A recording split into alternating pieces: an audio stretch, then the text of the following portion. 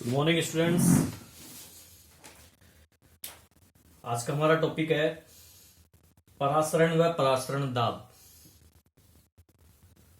परासरण व परासरण दाब। तो ये भी एक हमारा जो चौथा अणुसंख्या गुणधर्म है और इस चैप्टर का लास्ट टॉपिक है, क्योंकि इससे आगे का जो है 40% में रिड्यूस हो गया है। तो परासरण क्या कहलाता है? परासरण क्या है? तो देखिए, मान लीजिए ये अर्धपारगम्य झिल्ली है। ये एक अर्धपारगम्य झिल्ली है। अर्धपारगम्य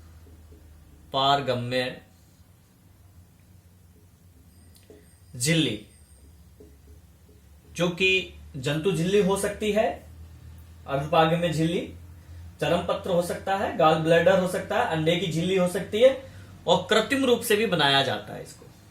ये प्राकृतिक और कृत्रिम दोनों रूप से अर्धपारगम्य झिल्ली हो सकती है। ठीक है।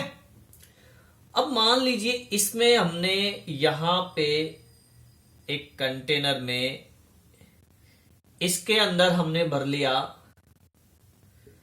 कम सांद्रता का विलयन, और इसमें है अधिक सांद्रता का विलयन। आगे बात समझे। तो अगर कम सांद्रता के विलयन से विलायक के अणु अर्धपारगम्य झिल्ली द्वारा अधिक सांद्रता वाले विलयन की ओर जाएं, स्वतः यहां से विलायक के जो अणु हैं वो स्वतः ही अधिक सांद्रता वाले विलयन की तरफ गमन करते हैं। तो इस प्रक्रिया को ही परासरण कहा जाता है। परासरण कहा जाता है। आगे बात समझ में। अब बात करते हैं कि परासरण दाब क्या होता है। तो देखो, विलायक और विलयन को अर्धपारगम्य झिल्ली द्वारा अपन ने पृथक कर लिया है। अब इस पर विलयन पर एक अतिरिक्त दाब लगाएं जिससे कि विलायक का विलयन की ओर बाहर रुक जाए, अर्थात परासरण की जो प्रक्रिया है वो रुक जाए। मतलब कि यहां से इस तरफ से एक अतिरिक्त दाब हम लगाएं, अतिरिक्त दाब।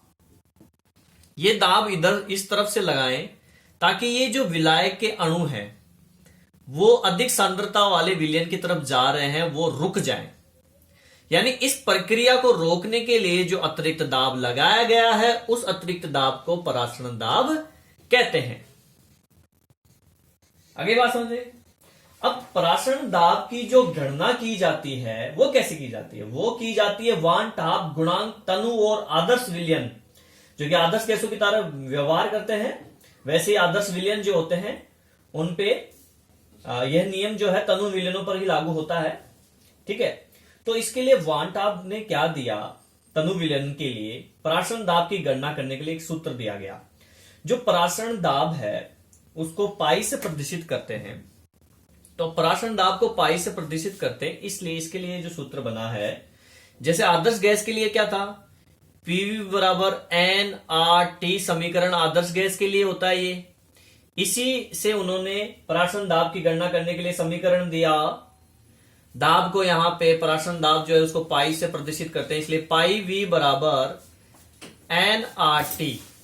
आगे बात समझ में। R यहां पे विलयन का स्थिरांक है, N मोलों की संख्या है, V आयतन है विलयन का। ठीक है। अब हम देखिए इसको यूं भी निकाल सकते हैं, परासरण दाब निकालना है ना अपन को, तो ये तो पाई V है। तो पाई निकालने के लिए हम क्या करेंगे, N/V नीचे चला जाएगा, RT। ठीक है। अब ये जो होता है ना N/V मोलों की संख्या बटे आयतन, ये किसी भी विलयन की मोलर सांद्रता होती है।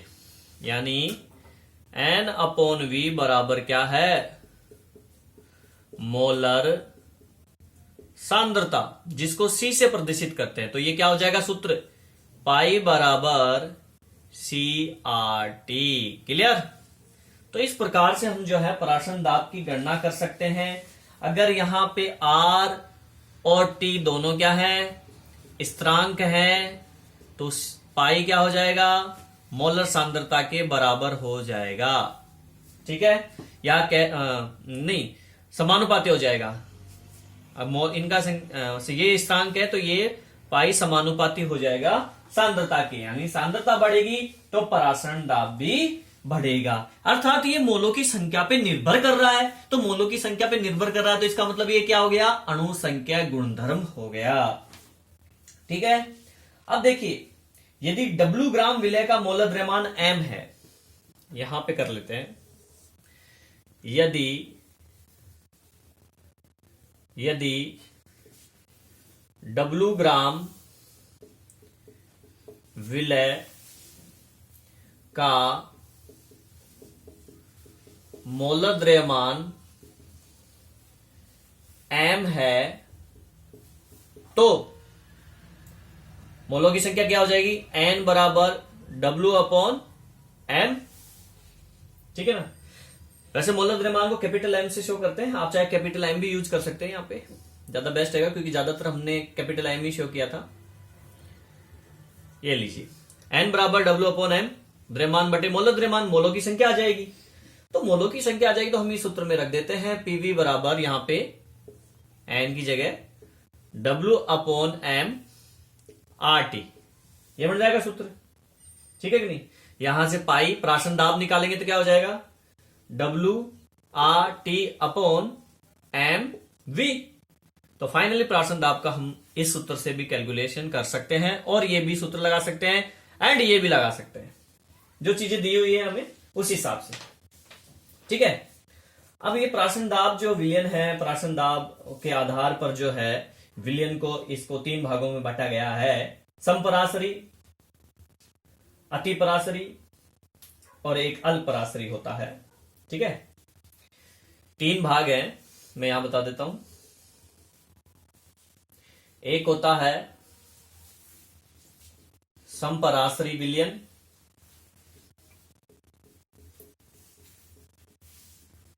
दूसरा है अतिपराशरी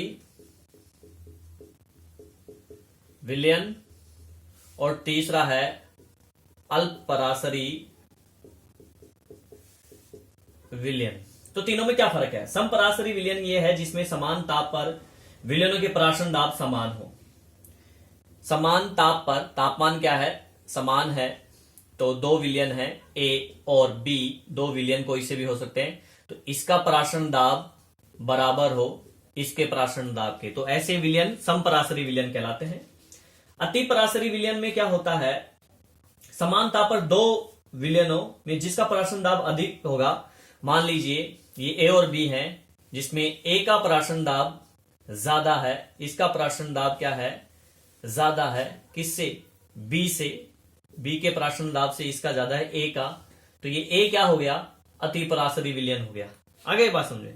और अगर मान लीजिए A का कम है, इसका पराशरण दाब कम है इस B के पराशरण दाब से, तो ये B क्या हो गया, अल्पराशरी विलयन हो गया। आगे ना बात समझ में। तो जिसका कम है वो अल्पराशरी, जिसका ज्यादा है वो अतिपराशरी, और दोनों समान हो तो समपराशरी विलयन। अब लास्ट इसमें एक छोटा सा और पॉइंट है, वो है प्रतिलोम। प्रतिलोम परासरण दाब, परासरण दाब, या फिर कह दीजिए उत्क्रम परासरण दाब, उत्क्रम परासरण दाब। मैंने आपको यहां बताया था अतिरिक्त दाब, परासरण दाब की परिभाषा बताई थी कि विलायक के कणों को रोकने के लिए जो अतिरिक्त दाब लगाया गया उसे परासरण दाब कहते हैं। अब मान लीजिए अतिरिक्त दाब को इतना बढ़ा दें कि ये प्रक्रिया उल्टी होने लग जाए, क्या हो जाए, ये प्रक्रिया उल्टी हो जाए, अर्थात विलायक जो है विलयन में से निकलकर शुद्ध विलायक में वापस से प्रवेश करने लग जाए। ये जो कण इधर आए थे, यहां से ये जो कण इधर इस तरफ आए हैं, ये कण इतना दाब लगा दे कि ये कण वापस इधर आने लग जाए शुद्ध विलायक के अंदर। ठीक है, तो इसको बोलते हैं उत्क्रम परासरण दाब या प्रतिलोम परासरण दाब। यानी शुद्ध विलायक के कणों को पुनः विलायक के कणों को पुनः शुद्ध विलायक में भेजने के लिए जो अतिरिक्त दाब लगाए हम, जिससे कि ये प्रक्रिया उल्टी हो जाए, तो इसे प्रतिलोम परासरण दाब कहते हैं। ठीक है, ये चैप्टर कंप्लीट हो गया है। अगर आपको कोई प्रॉब्लम है किसी टॉपिक में तो आप मुझे कमेंट कर सकते हैं, और वीडियो को लाइक करना ना भूलें और सब्सक्राइब करें न्यू स्टूडेंट्स। इसके अंदर जो बाकी के टॉपिक मैंने छोड़े हैं वो 40% के अंदर हैं। अब नॉर्मल मास है और वन टॉप फैक्टर, ये दोनों 40% के अंदर आते हैं, जो रिड्यूस हुआ है हमारा पार्ट। ठीक है स्टूडेंट्स।